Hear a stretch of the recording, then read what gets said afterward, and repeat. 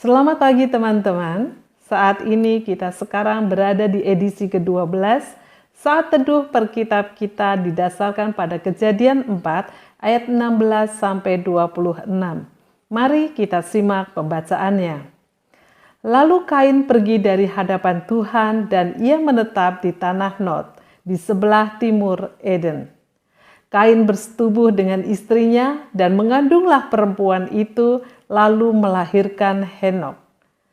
Kemudian Kain mendirikan suatu kota dan dinamainya kota itu Henok menurut nama anaknya. Bagi Henok lahirlah Irad, dan Irad itu memperanakan Mehujael, dan Mehujael memperanakan Metusael, dan Metusael memperanakan Lamek. Lamek mengambil istri 2 orang.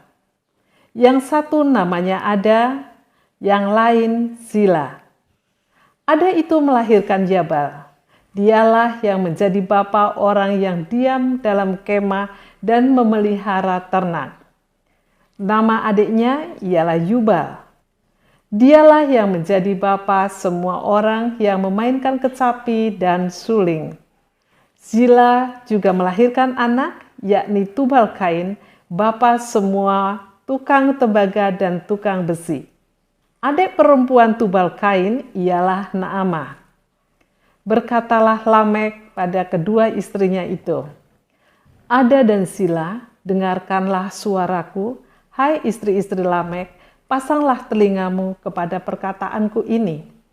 Aku telah membunuh seorang laki-laki karena ia melukai aku, membunuh seorang anak muda karena ia memukul aku sampai bengkak.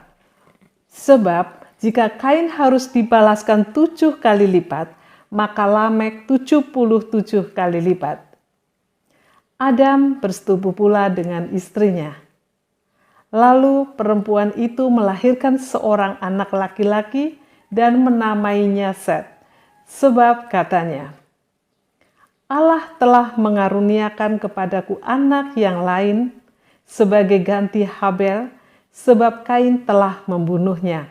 Lahirlah seorang anak laki-laki bagi Set juga, dan anak itu dinamainya Enos. Waktu itulah orang mulai memanggil nama Tuhan. Sekarang mari kita simak eksposisinya dan juga aplikasinya. Tuhan Yesus memberkati. Sebagai orang Kristen, kita dipanggil untuk hidup di dunia ini, menggunakan hal-hal yang ada di dalam dunia ini, tetapi tidak untuk menjadi serupa dengan dunia. Dalam Kejadian pasal 4 ayat 16 sampai dengan ayat yang ke-26, kita melihat melalui keturunan Kain bagaimana kehidupan dibangun tanpa Tuhan. Tetapi di bagian akhir, puji Tuhan, ada secercah harapan. Firman Tuhan memberi kabar bahwa Adam dan Hawa melahirkan Set. Dari keturunan Set inilah kemudian nama Tuhan dipanggil. Setelah membunuh Habil, adiknya, Kain menolak untuk bertobat. Dia memilih untuk pergi dari hadirat Tuhan dan menetap di tanah Nod. Sayang sekali, walau Tuhan menghukum dosa, tetapi Tuhan tetap mengasihi orang yang berdosa. Dan Tuhan memanggil manusia untuk bertobat. Nah, Kain menyanyiakan kasih sayang Tuhan ini. Dia malahan dengan sengaja memilih untuk meninggalkan Tuhan dan membangun kehidupan yang tanpa Tuhan.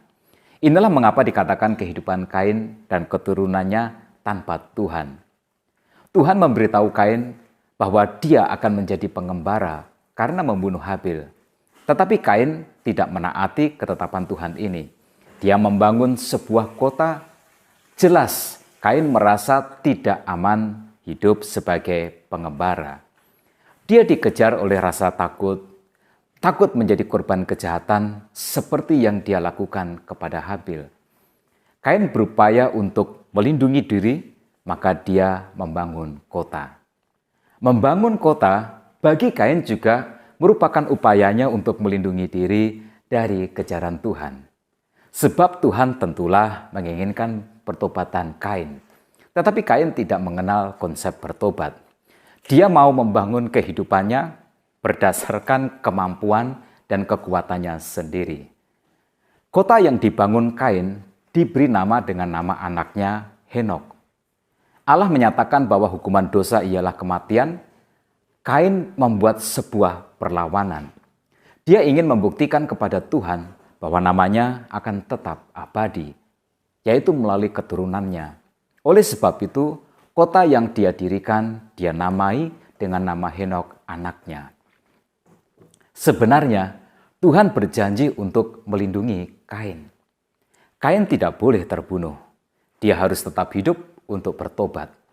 Itu sebabnya Tuhan menaruh tanda pada Kain supaya dia tidak dibunuh.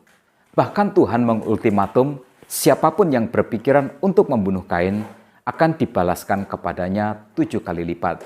Bagaimanapun juga, ini adalah merupakan cara Tuhan melindungi Kain.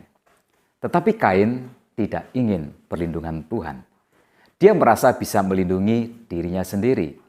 Dia tidak butuh Tuhan, itu sebabnya mengapa tadi dia membangun kota. Dia juga mengajarkan sistem sosial untuk melindungi diri. Sistem sosial ini diwariskannya kepada keturunannya, sehingga Lamek berkata, jika Kain harus dibalaskan 7 kali lipat, maka Lamek 77 kali lipat. Balas dendam adalah sistem sosial, perlindungan diri, produk dari dosa, sebuah upaya tanpa Tuhan. Hasilnya tentu sangat mengerikan. Pembalasan dendam menjadi sesuatu yang diajarkan, diturunkan turun-temurun, menjadi nilai kehidupan yang diwariskan, menjadi budaya, menjadi nilai sosial, bahkan nilai moral.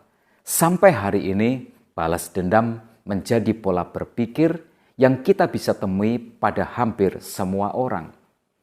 Kehidupan tanpa Tuhan juga ditunjukkan dengan Lamek mengambil 2 istri. Tentu saja ini bertentangan dengan kehendak Allah tentang pernikahan. Bagi Adam, Tuhan menciptakan 1 Hawa. Poligami adalah sikap manusia yang memberontak terhadap sistem monogami ciptaan Tuhan. Melalui keturunan Kain, manusia hidup tanpa Tuhan, mengejar semua yang menjadi kesenangan duniawi, termasuk mengejar sensualitas. Ini nampak dari nama-nama wanita di sekeliling Lamek. Istri Lamek bernama Ada, artinya adalah yang dihiasi atau yang cantik. Istri keduanya bernama Sila, nama ini berarti yang teduh, mungkin dari rambutnya, atau berarti juga berdenting, mungkin dari suaranya. Nama putrinya Naamah berarti cantik. Nah, lihatlah melalui pemberian nama ini, terlihat apa yang paling berharga bagi mereka. Yang berharga bagi mereka adalah hal-hal lahiriah, kecantikan, dan sensualitas. Bukan kepribadian atau karakter batinnya. Dengan moralitas yang seperti ini, teknologi menjadi tragedi. Tubal Kain menciptakan teknologi tembaga dan besi. Tujuannya adalah untuk kehidupan yang lebih baik. Tetapi di tangan Lamek, tembaga dan besi menjadi mesin pembunuh yang ganas pada zamannya. Sehingga dia bisa berkata, jika Kain harus dibalaskan 7 kali lipat, maka Lamek 77 kali lipat. Lamek memiliki mesin pembunuh dari tembaga dan besi, teknologi yang awalnya diciptakan untuk kehidupan yang lebih baik. Dia sekarang mampu membunuh 10 kali lipat daripada Kain. Itulah kehidupan tanpa Tuhan. Tetapi kita bersyukur Tuhan tidak pernah tinggal diam. Tuhan tidak mungkin membiarkan dunia ini hanya berisi keburukan saja. Melalui keturunan Adam dan Hawa berikutnya, yaitu Set, orang-orang mulai memanggil nama Tuhan. Ketika Hawa melahirkan Kain, dia memang berpikir bahwa Kain adalah pembebas yang dijanjikan oleh Tuhan itu. Itu sebabnya dia berkata, aku telah mendapatkan seorang laki-laki dengan pertolongan Tuhan. Ya, laki-laki yang diberi nama Kain, dia kira itu adalah penggenapan janji Tuhan. Hawa salah, Kain ternyata adalah seorang pembunuh. Tetapi walau dia salah, itu adalah pernyataan imannya. Tuhan telah menjanjikan seorang penyelamat melalui benih wanita itu dan Hawa percaya. Ketika Set lahir, Hawa sudah belajar dari kesalahannya itu.